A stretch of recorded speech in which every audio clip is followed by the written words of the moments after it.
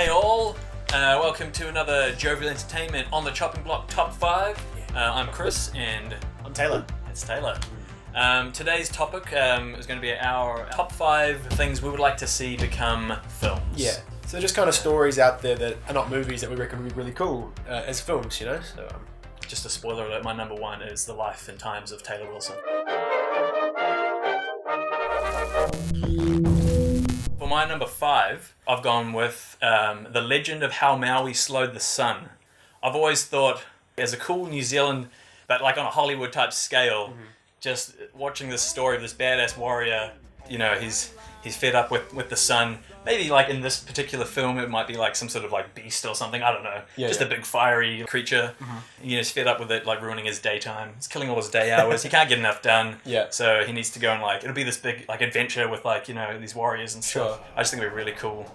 Visually, in my mind anyway, it looks really awesome. Yeah, would there be like an animated film? Or would you have it live action? I'd like to see it live action, but I mean animated would be cool. There probably are like animations of it already, but maybe not feature length.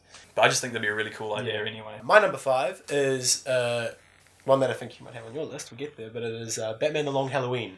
This is a film that I would love to see live action with Ben Affleck. You know, it's a really cool murder mystery series, really good mystery, and at the end, there's enough there to make you go, huh? Like, you got to think about it for a while, you know. So you leave the theater going, trying to piece it together in your mind because it's not fully. You don't fully find out what happens. Just the ending is like, oh, it's so perfect. Real ambiguous, you know. But the problem is, it's very similar to The Dark Knight, with Gordon, Harvey Dent, and Bruce kind of trying to take down the mob. That's a big inspiration for Dark Knight. So it's very unlikely there'd be a live action film this close to Dark Knight. No. So seeing it as an animated film, I'd love that as well. Bring back Kevin Conroy, you know, do the full thing again. Mark Hamill might be interested because Joker's in it. I'd love to see Long Halloween adapted into live action animated. I don't care, but I'd love live action. I'd love that. That'd be great. It would be awesome. I would love to see that. So that's my number 5. My number 4, there's a comic series that I love called The Boys, written by Garth Ennis. It is so brutal. There's no way you could make this into a film or like a film series without it being R18. There's just no way in hell. It's set in a world where superheroes are just like everywhere. And most of them are assholes. They just abuse their power and they do terrible, terrible things. Like, I don't want to say some of the things that are in there. Basically about this group of people sort of strung together meant to like kind of keep them in check. All these superheroes that are just doing awful things. And one of the main characters, Wee Huey, he's actually modelled on Simon Pegg. So, I mean, there's the casting that's already in place right there. Just get Simon Pegg to play Wee Huey. And then we just go from there.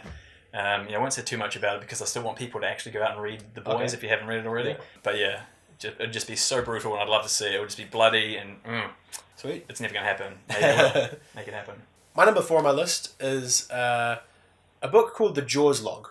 It was a novelization written by a man called Carl Gottlieb, who was a actor in Jaws, and he also did some script writing, maintenance on the script, and it's just how they made the film.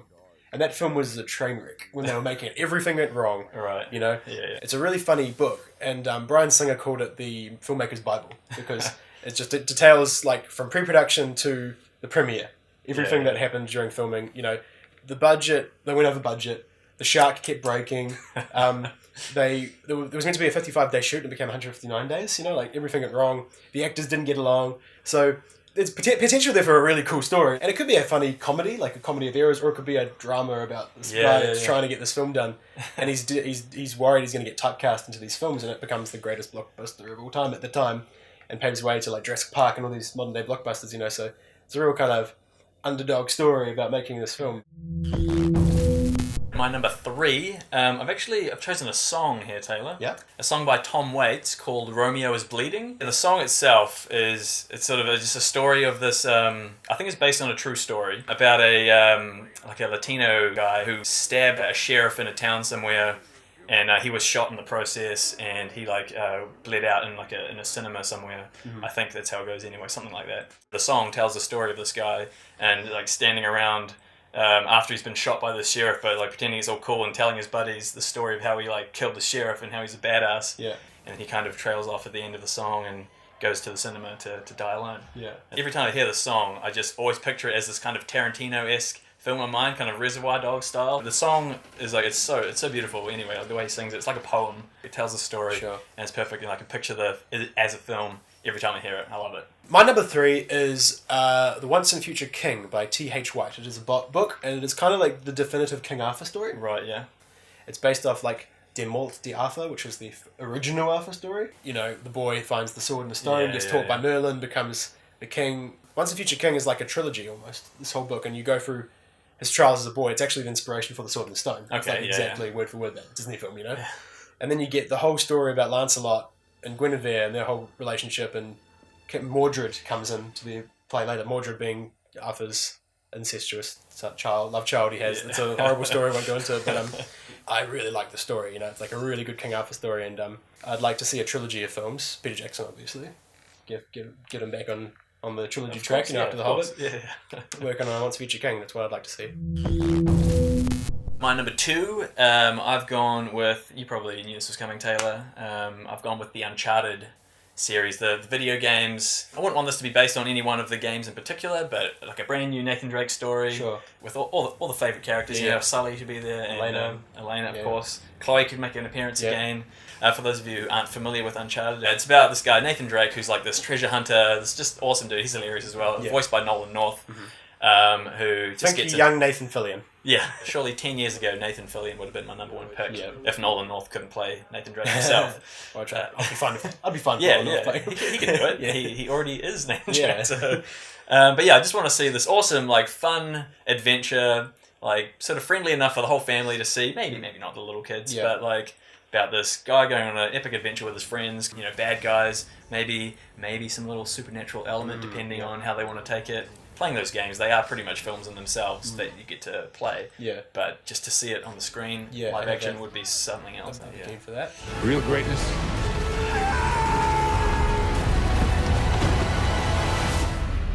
It's what you do with the hand you dealt. My number 2 is a film that's been done several times. Okay. But it hasn't been done like the original book. And this is War of the Worlds. Okay, yeah. I really love this story, and I really liked the Steven Spielberg film with Tom Cruise, but it was modern day. Yeah. There hasn't been a version based in the late 1800s, 1890s, you know, when the book was made.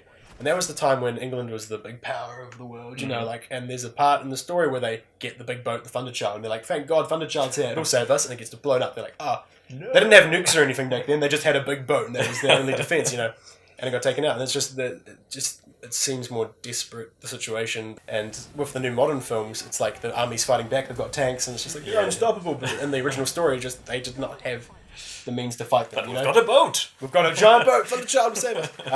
My other little thing I'd like to add in is that I'm a big fan of the Jeff Wayne musical, War of the Worlds. Okay, right. And I'd love it. I'd love it if they used the score for inspiration. Right. The Eve of the War is just one of the most chilling tracks I've ever heard for any song. I went to the live concert a few years ago, and it was the loudest concert I've ever been to. Just dun, dun, dun, it just comes at you, and my heart stops. If they use that for inspiration for this film, so it's based 1890s, but they got this kind of modern, techno-y soundtrack, it'd just be the coolest thing for me.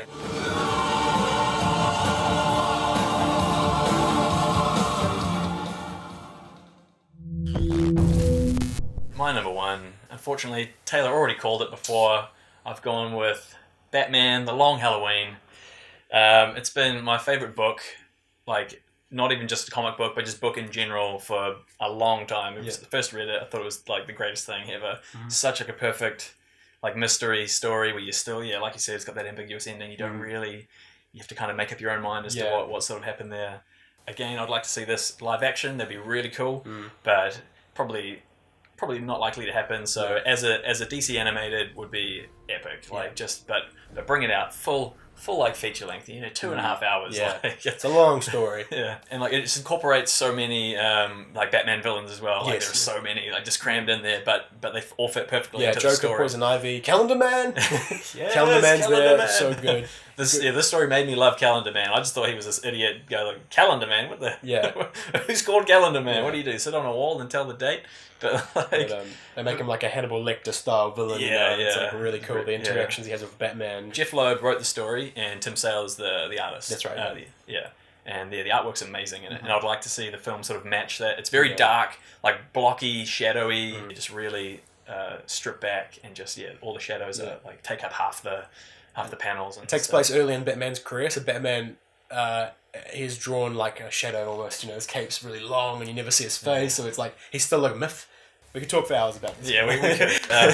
That's my number one. Sweet. I absolutely love it. Well, that was fun.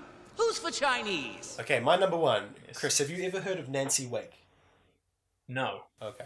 Well, she was referred to by the Gestapo as the White Mouse, and Okay. she was basically a super secret spy during World War II. They worked for the French. At one point, she recruited people to join an army and launched attacks, executed people. She did all this amazing stuff, won a bunch of honours, and she was born in Wellington.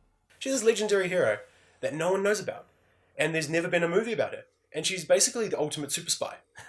Honestly, she's like she's like Black Widow for World War II. There's enough happens in her life that you could make a really compelling film with this. She had a husband that died during the war, and that kind of she was filled with revenge. She lives in France when World War II, the invasion happened, you know, so she was in the middle of it all.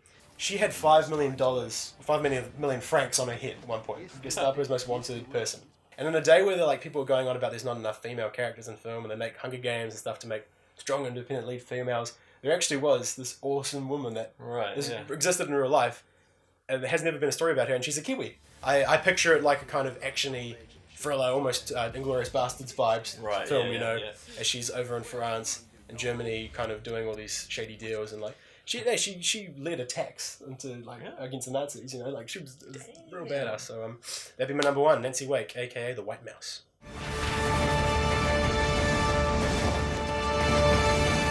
Thanks for joining us, guys. That's been absolutely fantastic. It's another Jovial on the chopping block top 5. Yeah, I mean, it doesn't have to be 5. We could go on and on with this. Honestly, there's so many things out there. There's a series, Avatar: The Last Airbender. I'd love it if there was a movie of that. It'd be really freaking cool because it's such a good series, and there hasn't been a movie for it yet. You know, that'd be sweet. What's wrong?